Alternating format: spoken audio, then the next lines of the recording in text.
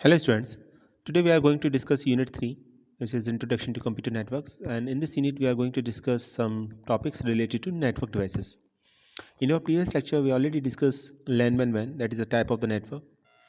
Okay, so in this unit our basic focus is to discuss network devices. जैसा आप जानते हैं कि अभी ये रिवीजन टूर है आपका, तो रिवीजन में इसमें हम वही टॉपिक कवर करेंगे जो इम्पोर्टेंट है एग्जाम के पॉइंट ऑफ व्यू से, और ये देखेंगे किस तरह क्वेश्चन पूछे जा सकते हैं। पिछली बार जब हमने लैंड मैन डिस्कस किया था तो वहाँ हमने देखा कि क्या पूछा जा सकता है और क्वेश्चन क्या बनेगा इसमें।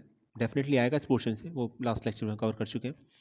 जहाँ तक नेटवर्क डिवाइसेस की बात है तो ये तो कंफर्म है कि नेटवर्क डिवाइस एग्ज़ाम में कोई ना कोई लिखने को ज़रूर आएगी, डेफिनेटली आएगी, इसमें कोई इफ एंड बट नहीं है। और may be possible application based question आए, कुछ सर्कमस्टेंसेस, कुछ कंडीशंस इस तरह से दे रखी हों, उसमें पूछा जाए कि कौन सी नेटवर्क डिवाइस इसमें यूज़ होंगी या क्या आप कौन सी नेटवर्क डिवाइस को इसमें यूज़ करोगे, तो वो क्वेश्चंस हम इसके जो न्यूमेरिकल पोर्शन है इसका कंप्यूटर नेटवर्क्स का, उसमें कवर करेंगे। आज हमारा बेसिक टॉपिक यही है कि आज हमको ये सभी नेटवर्क डिवाइस कवर करनी है वन बाई वन, और इनकी मेन फंक्शनलिटी को समझना है। आप सभी जानते हैं, जैसे ये रिवीजन टूर है तो हम इसमें मेन मेन पॉइंट्स ही कवर करेंगे, और ये बताऊंगा मैं आपको कि किस तरीके से एग्ज़ाम में आपको लिखना है। और ये लॉन्ग आंसर टाइप क्वेश्चन में बिल्कुल भी नहीं आता कुछ भी, नॉट मोर देन 2 मार्क्स, कोई भी नेटवर्क डिवाइस नहीं आएगी।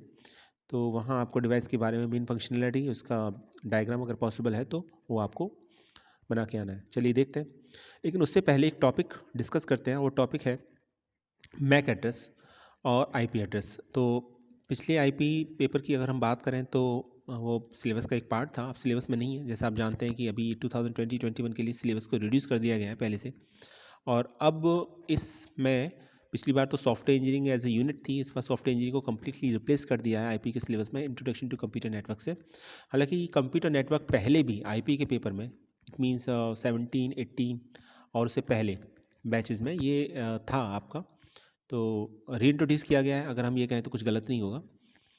तो इसमें भी सिलेबस में काफ़ी पोर्शन चेंज कर दिया गया। ये जो पोर्शन आप देख रहे हैं लास्ट वाला, ये पोर्शन काफ़ी हद तक पहले नहीं था। ओके, तो ये टोपोलॉजीज़ और नेटवर्क डिवाइसेस पहले भी थी। तो लास्ट ईयर के क्वेश्चंस पेपर में अगर आप जाके देखेंगे तो आपको क्वेश्चंस का आइडिया हो जाएगा कि नेटवर्क डिवाइसेस से और टोपोलॉजी से किस तरह के क्वेश्चन बनते हैं। अगर आपको उसमें टाइम कंज्यूमिंग लगता है तो आप वीडियो को देखते रहिए, मैं यहाँ पर डिस्कस करूँगा पर्टिकुलर एक दिन में। हम एक टॉपिक जैसे हम कवर करते हैं, तो आज हम नेटवर्क डिवाइसेस लेंगे और उसके बारे में हम सभी तरह के क्वेश्चन जो बन सकते हैं, आते हैं एग्जाम में, वो जो पूछे जाते हैं वो डिस्कस करेंगे। तो चलिए पहले स्टार्ट करते हैं थोड़ा मैक एड्रेस और आईपी एड्रेस से। इंपॉर्टेंट टॉपिक है और आपकी हेल्प करेगा। हाँ, सिलेबस में मेंशन नहीं, जैसा आप देख पा रहे हैं ये सिलेबस है, लेकिन एग्जाम पॉइंट ऑफ व्यू से फिर भी आपको जानना चाहिए कि मैक एड्रेस और आईपी एड्रेस क्या होते हैं। तो बहुत ब्रीफ में हम उसको बताते हैं। बात करते हैं मैक एड्रेस की। फुल फॉर्म समझिए पहले, मीडिया एक्सेस कंट्रोल एड्रेस।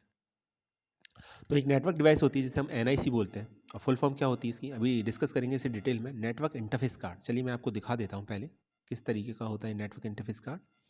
कुछ ये इसका डायग्राम है नेटवर्क इंटरफेस कार्ड का।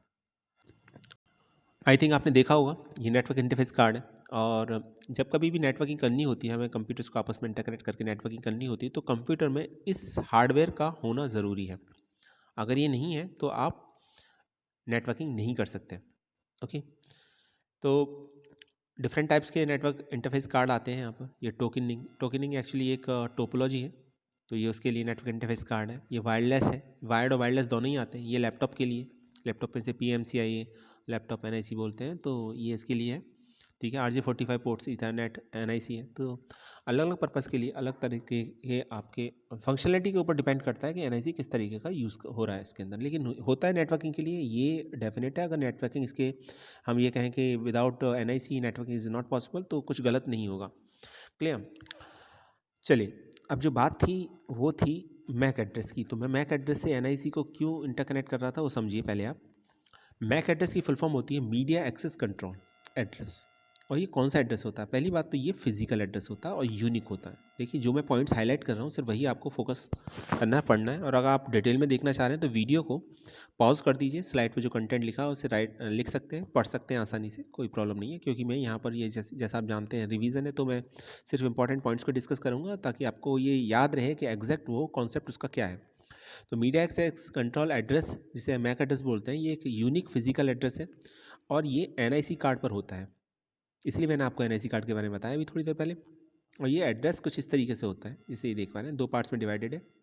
तो इसका जो फर्स्ट पार्ट होता है, प्रीफिक्स जिसे हम बोलेंगे, उसमें मैन्युफैक्चरर की डिटेल होती है। जैसे अगर ये इंटेल का है तो इंटेल कॉर्पोरेशन के बारे में ये आपके बारे में बता रखा है इसने। और लास्ट के जो 3 नंबर्स होते हैं, ठीक है, वो क्या डिटेल बताते हैं, वो एनआईसी के बारे में, जो कार्ड का यूनिक नंबर होगा उसके बारे में डिटेल बताएंगे। तो फर्स्ट पार्ट तो मैन्युफैक्चरर के बारे में इन्फॉर्मेशन देता है, और सेकंड पार्ट उसका एक नंबर होता है मैन्युफैक्चरर जो प्रोवाइड कराता है। जैसे इंटेल का है तो इंटेल की बारे में इन्फॉर्मेशन जो है ये आपका फर्स्ट पार्ट देगा, और इंटेल ने जो नंबर प्रोवाइड कराया है वो सेकंड पार्ट में यूनिक एड्रेस होगा। तो ऑब्वियसली एक कंपनी जो मैन्युफैक्चर करेगी किसी भी एनआईसी कार्ड को, तो वो अपनी इन्फॉर्मेशन देगी, तो इन्फॉर्मेशन उसकी यूनिक होगी, वो इन्फॉर्मेशन कोई और यूज़ नहीं कर सकता, और ऑब्वियसली जो सेकंड पार्ट होगा वो अलग होगा ही होगा, होता भी है। तो ये फिजिकल एड्रेस होता है। जब हम बात करते हैं फिजिकल एड्रेस की, तो इसका सिंपल सा मीनिंग ये है कि इस एड्रेस को अल्टर नहीं किया जा सकता, चेंज नहीं किया जा सकता, बदला नहीं जा सकता, ठीक है। तो जब कभी भी नेटवर्किंग होती है तो ये पता होता है कि ये नेटवर्क इंटरफेस कार्ड किस कंप्यूटर से कनेक्टेड है या किस कंप्यूटर का पार्ट है, इसको ऐसे समझे तो ज़्यादा बेहतर रहेगा। और डेटा उस तरीके से फिर डेटा या रिसोर्सेज उस तरीके से शेयर किए जाते हैं MAC on the behalf of MAC address in networking. Clear. अब बात करते हैं आईपी एड्रेस की। तो आईपी एड्रेस की अगर बात करें तो ये भी एक यूनिक एड्रेस है, ठीक है। इसको भी नंबर्स के थ्रू आइडेंटिफाई किया जाता है, जैसे मैक एड्रेस को आइडेंटिफाई किया जाता है, ठीक है। 32 बिट का होता है ये, और ये नंबर्स होते हैं 0 to 255 के होते हैं, और टिपिकल आईपी एड्रेस कुछ इस तरीके से दिखाई देता है। तो ये आईपी एड्रेस के बारे में याद रखिएगा। लेकिन एक मेन डिफरेंस है आईपी एड्रेस और मैक एड्रेस में, आईपी एड्रेस लॉजिकल होता है, उसे चेंज किया जा सकता है, ऑल्टर किया जा सकता है। दूसरा क्वेश्चन ये आता है कि मैक एड्रेस को तो प्रोवाइड कराता है आपका मैन्युफैक्चरर, जैसे इंटेल ने प्रोवाइड कराया है, तो आईपी एड्रेस को कौन प्रोवाइड कराएगा? आईपी एड्रेस को प्रोवाइड कराता है नेटवर्क एडमिनिस्ट्रेटर, या फिर हम कहें कि इंटरनेट सर्विस प्रोवाइडर, ठीक है। अगर हम किसी का इंटरनेट यूज़ कर रहे हैं, तो जैसे जियो का सिम यूज़ कर रहे हैं, तो जो आपका आईपी एड्रेस होगा वो जियो प्रोवाइड कराएगा। तो ऑल्टर किया जा सकता है, चेंज किया जा सकता है। आपने नेटवर्क चेंज कर लिया, या आपने चेंज कर लिया, अपना सिम को चेंज करा लिया, तो फिर आपका आईपी एड्रेस भी चेंज हो जाएगा। क्लियर। तो आईपी एड्रेस लॉजिकल होता है, मैक एड्रेस फिजिकल होता है। पहला डिफरेंस तो ये क्लियर याद रखिएगा। नेटवर्क जो मैक एड्रेस होता है वो एनआईसी कार्ड का जो मैन्युफैक्चरर होता है जैसे इंटेल, वो प्रोवाइड कराते हैं, जबकि आईपी एड्रेस जो लॉजिकल एड्रेस होता है उसे प्रोवाइड कराते हैं नेटवर्क एडमिनिस्ट्रेटर या फिर आपका internet service provider. Clear. I think अभी ये डिफरेंस दोनों में क्लियर हो गया होगा। तो आई थिंक अभी ये स्लाइड इसमें कुछ खास है नहीं मुझे बताने के लिए। आई थिंक अभी आप समझ ही चुके होंगे इसके बारे में। तो लिखा भी हुआ है, the IP address is assigned by the network administrator और the internet service provider, ISP जिसे बोलते हैं, ISP internet service provider, while the MAC address assigned by the manufacturer. तो ये इंपॉर्टेंट डिफरेंस है, इसे याद रख लीजिएगा, मेन पॉइंट है ये। So if a computer transferred from one network to another, its IP address gets changed, whereas the MAC address remains the same.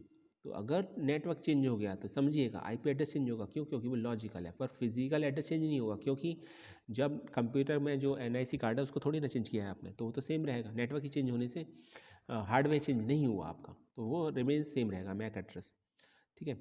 तो आई थिंक अभी ये डिफरेंस क्लियर हो गया। डिफरेंस है तो कभी मैक एड्रेस और आईपी एड्रेस के बीच में डिफरेंस लिखने को आता है, तो आई थिंक 2 पॉइंट्स तो ये हो गए, और एक पॉइंट ये आप बता ही सकते हैं, पीछे डिस्कस हो चुका है एग्जाम्पल देके। क्लियर। और कौन प्रोवाइड कराता है ये बता सकते हैं आप। तो 3 points are more than sufficient. एक एग्जाम्पल के साथ बता दीजिए कि आईपी एड्रेस कैसा होता है, मैक एड्रेस किस तरीके से दिया जाता है, कौन प्रोवाइड कराता है, सेकंड पॉइंट हो जाएगा। और ये चेंज हो जाता है, लॉजिकल एड्रेस है, एक फिजिकल एड्रेस है, मैक फिजिकल एड्रेस है, आईपी लॉजिकल एड्रेस है, तो एक पॉइंट डी हो जाएगा। 3 points are more than sufficient, उससे ज़्यादा का आएगा भी नहीं। और ज़्यादातर चांसेस जो है मैक एड्रेस के पूछे जाने के हैं, क्योंकि एनआईसी कार्ड से कोरिलेट करता है ये, ठीक है। तो वहाँ इसको याद रखिएगा, अब जब भी हम एनआईसी कार्ड को पढ़ाएंगे तो वहाँ पर ये याद रखिएगा। तो ये 2-3 पॉइंट याद रखिएगा, बाकी तो सब इसमें इतना ज़्यादा नहीं है, क्योंकि नेटवर्किंग से जो क्वेश्चंस आते हैं very short answer type questions में ज़्यादातर पार्ट में उस तरीके के क्वेश्चंस आते हैं, तो वहाँ अगर ये पूछा जाता है तो बहुत शॉर्ट में टू द पॉइंट लिखना है। तो आई थिंक ये 3 पॉइंट्स मोर देन सफिशिएंट है। पहला, मैक एड्रेस एक फिजिकल एड्रेस है, आईपी एड्रेस लॉजिकल एड्रेस है। आईपी एड्रेस मैक एड्रेस को आपका प्रोवाइड कराते हैं जो मैन्युफैक्चरर होते हैं एनआईसी कार्ड के, जबकि आईपी एड्रेस को प्रोवाइड कराते हैं नेटवर्क एडमिनिस्ट्रेटर और internet service provider. Third point ये हो जाएगा कि मैक एड्रेस को चेंज नहीं किया जा सकता, आईपी एड्रेस को चेंज किया जा सकता है, या हम ये ऐसे कहें इस बात को कि अगर नेटवर्क चेंज हो गया तो मैक एड्रेस तो सेम रहेगा, आईपी एड्रेस चेंज हो जाएगा, तो ज़्यादा सही रहेगा, अप्रोप्रिएट रहेगा। और एक आप एग्जाम्पल दे सकते हैं मैक एड्रेस का और एक आईपी एड्रेस का, ठीक है। चलिए आगे देखते हैं, बात करते हैं नेटवर्क इंटरफेस कार्ड की। तो नेटवर्क इंटरफेस कार्ड ये तो आपको क्लियर हो ही चुका होगा। तो अब तक एक नेटवर्किंग डिवाइसेज है। देखिए जो सभी डिवाइसेज या हार्डवेयर जो नेटवर्किंग में यूज़ होते हैं वो सभी आपके नेटवर्क डिवाइसेस का पार्ट है। तो ये नेटवर्किंग डिवाइसेस में फर्स्ट पोजीशन पर आता है, क्योंकि इसके without NIC card it is not possible to interconnect two or more computers, या हम ये कहेंगे नेटवर्किंग इज़ नॉट पॉसिबल, तो ज़्यादा सही रहेगा वर्ड। तो NIC stand on first place, without this device networking can not be done. तो इस डिवाइस के बगैर आप नेटवर्किंग कर ही नहीं सकते। आपको अगर नेटवर्किंग करनी है तो NIC का होना कंपलसरी है। फॉर एग्जांपल, अगर आपकी लैब में 20 कंप्यूटर्स हैं और उन 20 कंप्यूटर्स को आपस में इंटरकनेक्ट करना है, तो उन 20 कंप्यूटर्स के अंदर NIC कार्ड का होना ज़रूरी है। उसी के बाद केबलिंग के थ्रू, या आप केबल के भी वायर्ड है वायरलेस है, दोनों तरह में NIC कार्ड आता है, तो उसी के बाद आप नेटवर्किंग कर सकते हो। तब तक आप नेटवर्किंग नहीं कर सकते, रिसोर्सेज शेयर नहीं कर सकते। क्लियर? चलिए, इसको और क्या बोला जाता है? इसको नेटवर्क एडेप्टर भी बोला जाता है, एडेप्टर कार्ड बोला जाता है, इसे ईथरनेट कार्ड भी बोला जाता है, और इसे लैन कार्ड भी बोला जाता है। तो अलग अलग नाम है इसके। तो जब आप ये कहीं सुने एडेप्टर कार्ड, ईथरनेट कार्ड या लैन कार्ड, तो समझ जाइए NIC की बात हो रही है। और ये क्या काम करता है NIC कार्ड? NIC अलाउ करता है पीसी को कम्युनिकेट करने से दूसरे पीसी से। तो एक पीसी का पर्सनल कंप्यूटर को दूसरे पर्सनल कंप्यूटर से अगर हमें कम्युनिकेट करना है तो NIC की हेल्प से ही पॉसिबल है। Without NIC card it is not possible to communicate one PC to another. तो ये पॉसिबल ही नहीं है कि एक पीसी दूसरे पीसी से कम्युनिकेट कर पाएगा कैसे भी आप। तो अभी इसकी थोड़ा सा हम फंक्शनलिटी समझते हैं, ठीक है। तो ये कन्वर्ट करता है basically it convert data transmission technology. तो डेटा ट्रांसमिशन टेक्नोलॉजी को हम समझेंगे क्या डेटा ट्रांसमिशन टेक्नोलॉजी है। A PC use parallel data transmission technology to transmit data between its internal part, while the media that connect this PC with other PC uses serial data transmission technology. So NIC convert parallel data streams into serial data streams and vice versa. Serial data streams is get converted in parallel data stream. देखिए यहाँ पर जो concept है मैं थोड़ा सा इसको generalise करता हूँ और कोशिश करूँगा आसानी समझाने की। यहाँ डेटा ट्रांसमिशन टेक्नोलॉजी बहुत इंपॉर्टेंट रोल प्ले करती है। तो जो पीसी के अंदर जो डेटा ट्रांसमिशन टेक्नोलॉजी यूज़ होती है, उसमें जो डेटा ट्रांसमिट होता है, जो भी कंप्यूटर के इंटरनल पार्ट्स हैं, उसमें डेटा जो ट्रांसफ़र होता है, हमेशा याद रखिएगा कि जब हम इंटरनल पार्ट्स में डेटा ट्रांसमिशन की बात करते हैं तो वहाँ पर ये देखिए, wait a minute, serial data transmission technology, एक पीसी से दूसरे पीसी में जब डेटा जाएगा तो serial data transmission technology use होगी, और इंटरनल पार्ट्स में पैरेलल डेटा ट्रांसमिशन यूज़ होता है। तो कंप्यूटर के अंदर तो पैरेलल होगा, inside the computer internal parts के अंदर डेटा ट्रांसमिशन होगा, पैरेलल होगा। कंप्यूटर के डिफरेंट पार्ट्स होते हैं, हम जानते हैं, ब्लॉक डायग्राम आप सबने पढ़ा होगा, ठीक है। 4 पार्ट्स होते हैं, input unit, output unit, storage और CPU। तो इनके बीच में अगर डेटा ट्रांसफ़र हो रहा है तो parallel data transmission technology use होगी। जबकि एक कंप्यूटर से दूसरे कंप्यूटर में जब डेटा ट्रांसमिट होगा तो फिर वहाँ पर serial data transmission technology use होगी। NIC का क्या काम है यहाँ पर? NIC का वर्क ये है यहाँ पर कि NIC पैरेलल डेटा स्ट्रीम को सीरियल डेटा स्ट्रीम में कन्वर्ट करता है और सीरियल डेटा स्ट्रीम को पैरेलल डेटा स्ट्रीम में कन्वर्ट करता है। तो ये NIC का काम है यहाँ पर, ठीक है। तो ये NIC की फंक्शनलिटी अगर एग्जाम में डिटेल में पूछा जाता है, डिटेल में हालांकि नॉट मोर देन 2 मार्क्स, मुझे नहीं लगता कि 2 मार्क्स से ज़्यादा क्वेश्चन बनता है इसमें, लेकिन आप इसको लिख देंगे और ऊपर के 2 पॉइंट्स को डिस्कस कर देंगे तो आई डोंट थिंक कि फिर मार्क्स कहीं भी कट होने की कुछ पॉसिबिलिटी रह जाती है उसमें। क्लियर? ये डायग्राम और बना दीजिएगा ताकि जो वहाँ क्लियर ना हो तो डायग्राम देख के क्लियर हो जाए। ये एक पीसी है और इस पीसी से इस पीसी में जो डेटा ट्रांसमिट करना है, ठीक है, तो NIC कार्ड के थ्रू जो डेटा ट्रांसमिट होगा तो वो पैरेलल डेटा ट्रांसमिशन है, यहाँ आप देख सकते हैं। और NIC से NIC में जब डेटा ट्रांसमिट होगा एक कंप्यूटर के NIC से दूसरे कंप्यूटर के NIC में, तो यहाँ पर सीरियल डेटा ट्रांसमिशन होगा, ठीक है। ये इस कंप्यूटर का NIC है, तो इन दोनों के बीच में जो डेटा ट्रांसमिशन होगा PC से NIC के बीच में, वो भी पैरेलल डेटा ट्रांसमिशन होगा। तो याद रखिएगा, तो जो इसका कहने का मतलब समझिए इसको इस तरीके से कि जो NIC PC से कम्युनिकेट कर रहा है तो डेटा जो ट्रांसमिट कर रहा है इंटरनली वो पैरेलल डेटा ट्रांसमिशन हो रहा है, और एक NIC से एक NIC दूसरे NIC में, या हम कहें कि एक कंप्यूटर से दूसरे कंप्यूटर में जब डेटा NIC के थ्रू ट्रांसमिट होगा तो वो सीरियल डेटा ट्रांसमिशन होगा। और ये सब कन्वर्ट करने का काम जो होता है आपका NIC का होता है serial to parallel, parallel to serial. ये देखिए, ये पैरेलल रिसीव किया, सीरियल में कन्वर्ट किया, सीरियल रिसीव किया, पैरेलल में कन्वर्ट कर दिया, ठीक है, याद रखिएगा। तो इस तरीके से ये आपका फंक्शन करता है इसका। अब ये मिलेगा कहाँ आपको? तो usually all modern PCs have integrated NIC in motherboard. Motherboard में ये जितने भी एनआईसीज होते हैं जनरली, अभी तो आज मॉडर्न जितने पीसीज हैं उनमें ये इंटीग्रेटेड होता है, उसका पार्ट होता है, अलग से आपको ज़रूरत नहीं पड़ती इसकी, लेकिन आप इसे अलग से भी परचेज कर सकते हैं और अगर नहीं है तो अलग से लगा सकते हैं। अगर आपने असेंबल करवाया अपने पीसी को तो अलग से भी आप लगा सकते हैं। फॉर डेस्कटॉप और server system they are available adapter format. तो अगर डेस्कटॉप या सर्वर सिस्टम की बात करें तो एडेप्टर फॉर्मेट में आते हैं, ये भी याद रखिएगा, ठीक है। Which can be plugged into available slots of the motherboard, जो मदरबोर्ड पर लगाए जा सकते हैं।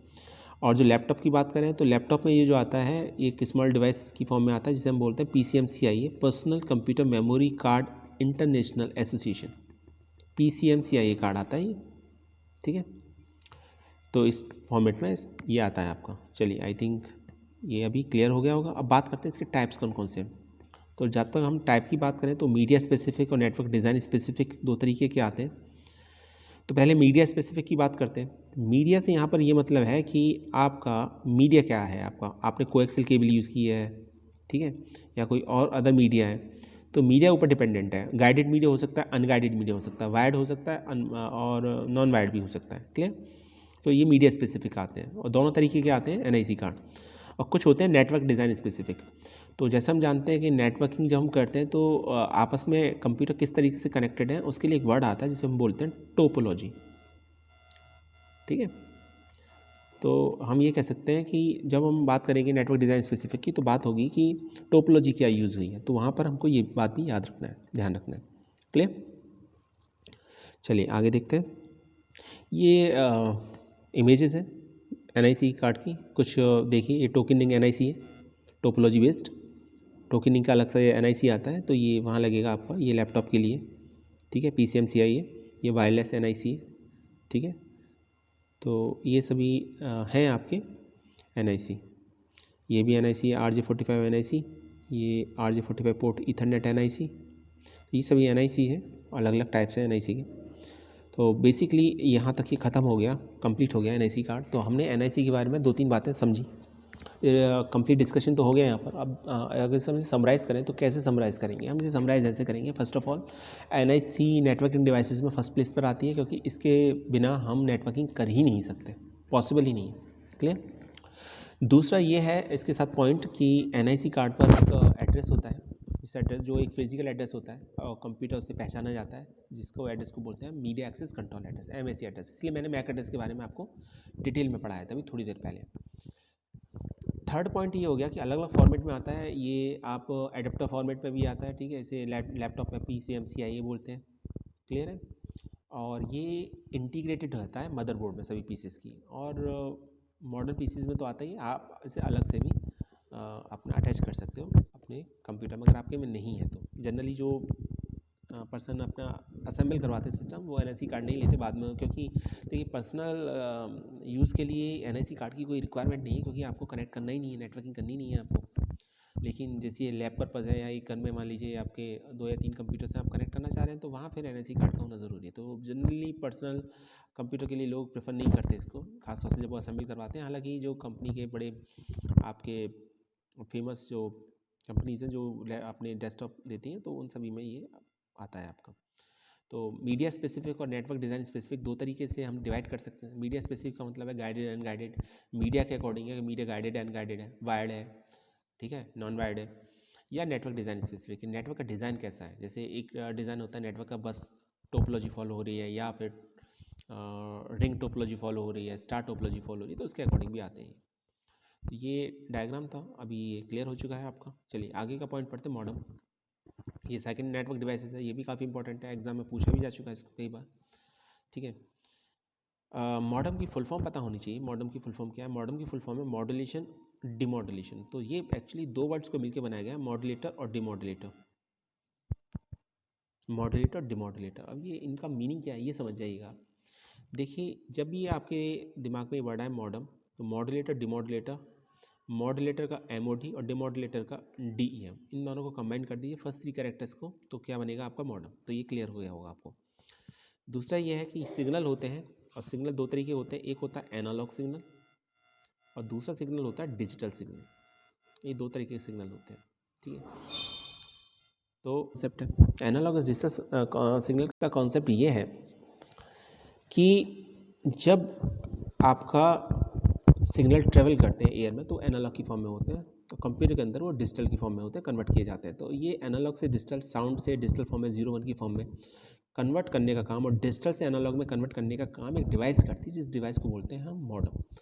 एक प्रोसेस उसमें मॉड्यूलेटर कहलाता है, दूसरा प्रोसेस डिमॉड्यूलेटर। एक प्रोसेस जो करता है उसे मॉड्यूलेशन का प्रोसेस जो करता है उसे मॉड्यूलेटर कहते हैं, और डिमॉड्यूलेशन का जो प्रोसेस पार्ट करता है उसे डिमॉड्यूलेटर कहते हैं। अब ये मॉड्यूलेटर क्या काम करता है? मॉड्यूलेटर काम ये करता है कि जो भी इन्फॉर्मेशन है डिजिटल फॉर्म में उसे एनालॉग फॉर्म में कन्वर्ट करेगा।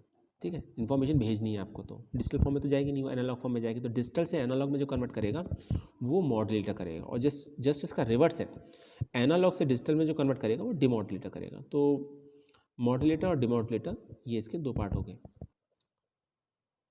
आई थिंक क्लियर हो गया होगा आपको। तो 3 पॉइंट्स पर फोकस करना है। First point full form modulator demodulator. दूसरा पॉइंट किस लिए यूज़ होता है? Analogue to digital, digital to analogue conversion. ठीक है, एनालॉग फॉर्म सिग्नल में जो एनालॉग फॉर्म में जो सिग्नल्स होते हैं उनको डिजिटल फॉर्म में कन्वर्ट करता है, 0 1 की फॉर्म में कन्वर्ट करता है। कौन करता है? एनालॉग से डिजिटल में। एनालॉग से डिजिटल में करता है आपका डिमॉड्यूलेटर, और डिजिटल से एनालॉग में कौन कन्वर्ट करता है? मॉड्यूलेटर। तो यही इसकी है, और इसके बिना हम कर नहीं सकते, इंटरनेट कनेक्ट नहीं कर सकते। अब दो तरीके के आते हैं, ये 2 टाइप्स के आते हैं, इंटरनल मॉडम और एक्सटर्नल मॉडम। इंटरनल मॉडम की बात करें तो इंटरनल मॉडम पीसी का या लैपटॉप का पार्ट होता है। एक्सटर्नल मॉडम आप अलग से भी इसे अपने अटैच कर सकते हो, इसकी अपनी सीपीयू और इसकी अपनी मेमोरी होती है। ठीक है, एक्सटर्नल मॉडम की, तो ये भी याद रखिएगा। पॉइंट्स आप देख सकते हैं। Internal modem is available as interface card for desktop and PCMCI card for laptop, and we need to install it on available slot of motherboard. तो इसको भी, इसके लिए एक स्लॉट होता है मदरबोर्ड पर, वहाँ इसको इंस्टॉल किया जाता है। और अगर हम बात करें इसकी एक्सटर्नल मॉडम के साथ कंपैरिजन करें तो दीज आर इनएक्सपेंसिव। तो ये इनएक्सपेंसिव होते हैं, एक्सटर्नल ज़्यादा एक्सपेंसिव होता है क्योंकि उसका अपना सीपीयू और मेमोरी होती है। तो ये मॉडम्स होते हैं, ये कंप्यूटर का सीपीयू यूज़ करते हैं for data encoding and decoding.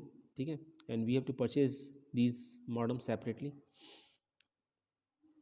External modem की बात करें तो external modem is a separate device that has on CPU and memory. External modem एक सेपरेट डिवाइस है जिसका अपना सीपीयू और अपना मेमोरी होती है। आई थिंक अभी ये क्लियर हो गया होगा, इसमें बहुत कुछ ज़्यादा बताने को है नहीं, डायग्राम देख के आप समझ जाएंगे कि मॉडम क्या है। याद था आप सभी को होगा, इसमें कुछ ऐसा नहीं है जो आपने यहाँ जानते हो या आपने ना देखा हो। मैं इस बात को नहीं मान सकता, आपने देखा होगा, एग्जैक्ट आपको उतना निकले नहीं होगा कि क्या एग्जाम में लिखना है, वो एक अलग बात है। तो ये इंटरनल मॉडम है। ठीक है, ये अंदर मदरबोर्ड में एक स्लॉट में लगेगा। ये एक्सटर्नल मॉडम में अलग से आता है। ये USB मॉडम है, ये तो हम सभी जानते होंगे। ठीक है, और भी तरह के मॉडम्स आते हैं। ये वायरलेस मॉडम है, ये केबल मॉडम है, ये ISDN मॉडम है, ये DSL मॉडम है। तो ये सभी डिफरेंट टाइप्स के मॉडम्स हैं, काम सभी का वही है। मॉड्यूलेटर डिमॉड्यूलेटर का काम, एनालॉग से डिजिटल, डिजिटल से एनालॉग में कन्वर्ट करने का सिग्नल का काम। ठीक है, तो इंटरनेट कनेक्शन के लिए इसकी ज़रूरत होती है हमें मॉडम की। चलिए बात करते हैं हब। तो आज का जो लास्ट टॉपिक है हब और स्विच ही हो पाएगा। हब और स्विच, इसके आने के एग्जाम में चांसेस सबसे ज़्यादा हैं, ये समझ लीजिए आप। और काफ़ी टाइम ऐसा भी देखा गया कि डिफरेंस पूछा जाता है हब और स्विच के बीच में, क्योंकि जहाँ तक फंक्शनलिटी की बात है, दोनों की फंक्शनलिटी या दोनों का पर्पस जो है सेम होता है। पर्पस कहें तो ज़्यादा वर्ड सही रहेगा, पर्पस दोनों का हब और स्विच का सेम ही होता है, तो दोनों सेम पर्पस के लिए यूज़ किए जाते हैं। तो पहले हब की बात करते हैं, स्विच भी आपको समझ में आ जाएगा, एक डिफरेंस है दोनों में, तो उससे मैं आपको क्लियर कर दूँगा कि दोनों में क्या डिफरेंस होता है। तो हब एक कंप्यूटर नेटवर्क है, एक कंप्यूटर नेटवर्क डिवाइस है। अगर हमें मल्टीपल कंप्यूटर्स को कनेक्ट करना है लैन के अंदर, लोकल एरिया नेटवर्क के अंदर, ठीक है। अब देखिए एप्लीकेशन बेस्ड क्वेश्चन आएगा तो ऐसे ही आएगा, आपको पता होना चाहिए कि अगर लोकल एरिया नेटवर्क इस्टेब्लिश करने जा रहे हो और मल्टीपल कंप्यूटर्स हैं और उन कंप्यूटर्स को आपस में इंटरकनेक्ट करना है, तो आपको एक नेटवर्किंग डिवाइसेस की ज़रूरत पड़ेगी। वो नेटवर्किंग डिवाइस या तो हब होगी या स्विच होगी। क्लियर? तो हब क्या है और स्विच क्या है ये समझ लीजिए। तो हब बेसिकली नेटवर्क है, ये ट्विस्टेड पेयर केबल यूज़ की जाती है, आपने देखा होगा ट्विस्टेड पेयर, टेलीफोन लाइंस की जो केबल होती थी वो ट्विस्टेड पेयर केबल की ही एक एग्जाम्पल है। तो ये ट्विस्टेड पेयर केबलिंग को यूज़ करते हैं कनेक्ट करने के लिए डिवाइसेस को आपस में, और ये इस तरीके से डिज़ाइन किए जाते हैं कि ये पैकेट्स को ट्रांसमिट कर सकें आगे दूसरी डिवाइसेस में, बिना उसको अल्टर किए हो, बिना उसको चेंज किए। अब ये पैकेट्स क्या हैं? देखिए, जब डेटा आपको सेंड करना होता है एक सिस्टम से दूसरे सिस्टम पर, एक डिवाइस से दूसरी डिवाइसेस की तरफ, तो डेटा का अगर साइज़ ज़्यादा है तो data basically different small parts में कन्वर्ट हो जाता है, जिसको हम पैकेट्स बोलते हैं। और ये पैकेट्स सिर्फ डेटा को कंटेन नहीं करते, एक दूसरे पैकेट का एड्रेस भी इनके अंदर होता है। तो बाद में जाके जब ये एक जगह जब डेस्टिनेशन पहुंच जाते हैं तो ये सिंबल होते हैं दोबारा से, और दोबारा से फिर ये डेटा में आपका कंप्लीट डेटा जो आपने सेंड किया था वो मिल जाता है आपको। तो यहाँ पर बात ये है कि हब का काम करता है। हब ये काम करता है कि हब इन पैकेट्स को रिसीव करता है और इन्हें आके फॉरवर्ड कर देता है, इनको चेंज किए बगैर। याद रखिएगा, पैकेट्स को चेंज नहीं करता कुछ भी, एज इट इज ट्रांसफ़र कर देता है। अब इस बात को मैं ऐसे बोलता सकता हूँ कि ये एक्चुअली ब्रॉडकास्ट करता है डेटा पैकेट्स का। तो डेटा पैकेट्स को ब्रॉडकास्ट करने का मतलब क्या है? डेटा पैकेट्स को ब्रॉडकास्ट करने का मतलब ये है कि अगर 4 कंप्यूटर्स हैं, मान लीजिए, छोटा सा एग्जांपल लेते हैं, और आपस में आपने हब के थ्रू कनेक्ट कर रखे हैं, तो एक तो हब क्या काम करेगा, एक डेटा पैकेट जो होगा उसको सभी 4 कंप्यूटर पर सेंड कर देगा। उसमें कोई मैक एड्रेस का कॉन्सेप्ट नहीं है कि पर्टिकुलर इसी कंप्यूटर पर जाएगा, नहीं, वो सब पर जाएगा। ठीक है, जिसके पर्पस फुलफिल हो रहा होगा उसे उसका यूटिलाइजेशन कर सकता है, जिसको नहीं हो रहा होगा उसे नेगलेक्ट कर सकता है, इग्नोर कर सकता है, लेकिन मिलेगा सभी को वो। क्लियर? तो ये हब का पर्पस होता है। तो हम ये कह सकते हैं कि हब एक नॉन इंटेलिजेंट डिवाइस है। ठीक है, क्योंकि डेटा को ब्रॉडकास्ट करती है, सेंड तो करती है आगे फर्दर, लेकिन डेटा को ब्रॉडकास्ट कर देती है। बाकी जितने भी कंप्यूटर नेटवर्क में, जितने भी नेटवर्किंग में लैन के अंदर कंप्यूटर इंटरकनेक्टेड है, उन सभी को सेंड कर देगी, बिना ये देखे हुए कि पर्टिकुलर ये डेटा किसके लिए भेजा जाना है। तो किसी एक को ना भेज के वो सभी को भेज देती है। तो नॉन इंटेलिजेंट डिवाइस है, इंटेलिजेंटली काम नहीं करती। इंटेलिजेंट काम इसलिए नहीं करती क्योंकि इसमें कोई एड्रेस पर काम ही नहीं होता कि कोई मैक एड्रेस पर, आईपी एड्रेस पर जाना डेटा, नहीं, किसी एड्रेस पर नहीं जाता, सबको जाना है। ठीक है, जिसका होगा डेटा वो डेटा को यूटिलाइज करेगा, रिसीव करेगा, जिसका नहीं होगा इग्नोर करेगा जस्ट। तो ये हब का बेसिकली पर्पस होता है। तो ये इसका काम होता है। इसका मैक एड्रेस से कोई लेना देना नहीं है, इसका मैक एड्रेस पर काम ही नहीं करता ये हब। जबकि अगर हम बात करें, चलिए पहले हब की कैटेगरी बात करते हैं, फिर स्विच की बात करते हैं। तो हब अब बेसिकली 2 कैटेगरीज में आता है, एक आता एक्टिव हब और एक आता पैसिव हब। तो एक्टिव हब क्या है? They are smarter than the passive hub. पहली बात तो ये स्मार्टर होते हैं पैसिव हब के कंपैरिजन में। They not only provide the path of the data signal, in fact they regenerate, concentrate and strengthen the signal before sending them to their destination. Active hubs also called as the repeaters. तो एक और networking devices जिसको हम repeater बोलते हैं, उसको अभी हम थोड़ा सा आगे और डिस्कस करेंगे। तो ये स्मॉलर होते हैं, स्मार्टर होते हैं पैसिव हब के कंपैरिजन में। और दूसरी बात है कि ये सिग्नल को रीजनरेट करने की कैपेबिलिटी होती है। ठीक है, स्ट्रेंथन करने की कैपेबिलिटी होती है इनकी। तो ये एक नेटवर्किंग डिवाइस होती है जिसको रिपीटर बोलते हैं। जैसा उसका नाम है ना, रिपीटर, क्या काम करेगा? रिपीट करेगा सिग्नल को। ठीक है, सिग्नल को क्या करेगा? रिपीट करेगा। तो active hub, basically active hub को ही रिपीटर बोला जाता है। क्लियर? तो ये आगे फॉरवर्ड कर देते हैं डेटा को, कॉन्सेंट्रेट करके, रीजनरेट करके, स्ट्रेंथन करके। तो ये रिपीटर का काम होता है, और रिपीटर को ही एक्टिव हब या एक्टिव हब को ही रिपीटर बोलते हैं। ठीक है, ये इस बात को ऐसे समझिए कि मान लीजिए 2 पर्सन है और दोनों पर्सन के बीच में जो डिस्टेंस है अबाउट 200 मीटर है, और एक पर्सन दूसरे से कुछ कहना चाह रहा है, तो मे बी पॉसिबल कि वो तक अपनी बात ना पहुंचा पाए। चलिए डिस्टेंस हम थोड़ा सा और कम कर देते हैं, 100 मीटर रखते हैं। 100 मीटर के डिस्टेंस में 2 पर्सन खड़े हुए हैं, दोनों आपस में एक दूसरे से कम्युनिकेट करना चाह रहे हैं, बात करना चाह रहे हैं, एक दूसरे की बात सुनाई नहीं दे रही। तो क्या होगा? एक सीधा सा एक कॉन्सेप्ट ये है कि बीच में हम एक थर्ड पर्सन को और इन्वॉल्व कर लें, अगर वो मूव नहीं कर सकते तो। ठीक है, फर्स्ट पर्सन थर्ड से बात करेगा, बेसिकली वो थर्ड 50 मीटर डिस्टेंस पे होगा, उसे आसानी से बात सुनाई दे रही होगी, और फिर उस सिग्नल को रिसीव करके वो सेम सिग्नल को रीजनरेट, यानी सेम बात को आगे पहुंचा देगा।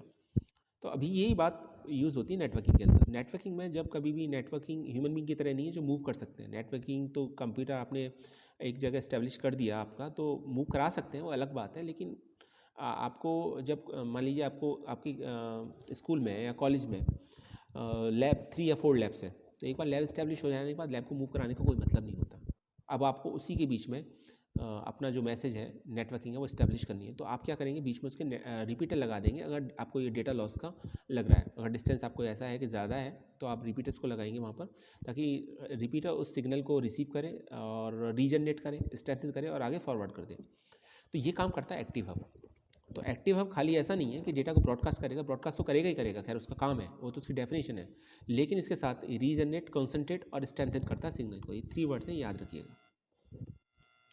इसलिए इस एक्टिव हब को रिपीटर भी बोला जाता है। जबकि जो पैसिव हब होता है वो इसमें से कुछ नहीं करता, वो सिंपल फॉरवर्ड कर देता है, ब्रॉडकास्ट कर देता है डेटा को, तो they are more like point contact for the wire to build in the physical network, they have nothing to do with the modifying the signal. तो ये सिग्नल को कभी मॉडिफाई नहीं करता।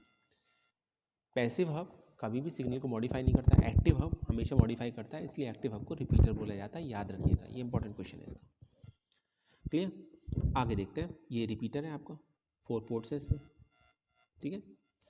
स्विच देखिए, तो स्विच और हब में डिफरेंस यही है कि स्विच भी नेटवर्किंग में यूज़ होता है, लैन के अंदर डिफरेंट कंप्यूटर्स को कनेक्ट करने के लिए हम स्विच का यूज़ करते हैं, लेकिन स्विच सिग्नल को ब्रॉडकास्ट नहीं करता। ये पर्टिकुलर एक एड्रेस पर, जिसे मैक एड्रेस बोलते हैं, मीडिया एक्सेस कंट्रोल, इसलिए मैंने स्टार्टिंग में मैक एड्रेस के बारे में बताया था आपको डिटेल में। मैक एड्रेस पर फॉरवर्ड कर देता है। अब चूंकि मैक एड्रेस तो यूनिक होगा, तो जो डेटा होगा पर्टिकुलर एक एड्रेस पे ही जाएगा। क्लियर है, तो ये डिफरेंस होता है। तो हम ये कह सकते हैं स्विच जो होती है, इंटेलिजेंट हब को ही स्विच बोला जाता है, क्योंकि वो क्या काम करेगा, वो स्विच जो काम करेगा वो डेटा को आगे भेजेगा, लेकिन वो मैक एड्रेस की बिहाफ पर भेजेगा, जबकि हब जो करता है डेटा को ब्रॉडकास्ट करता है। क्लियर, तो अभी आप इसको देख सकते हैं, इसको पॉज करके एक बार को इसका कंटेंट को पढ़ सकते हैं। जो मुझे बताना था वो मैं आपको बता चुका हूँ, काफ़ी कुछ लिखा हुआ है, लेकिन मैं आपको टू द पॉइंट बता रहा हूँ, जो आपको जानना ज़रूरी है, जो आपको एग्जाम में लिख के आना है। तो आज के लिए इतना ही। अभी कुछ और नेटवर्क डिवाइसेस बची हैं, तो वो और प्लस कुछ जो अभी रिमेनिंग नेटवर्क डिवाइसेस हैं वो तो डिस्कस होंगी नेक्स्ट वीडियो में, प्लस टोपोलॉजी भी कुछ हद तक डिस्कस होगी। तो thanks for watching this video.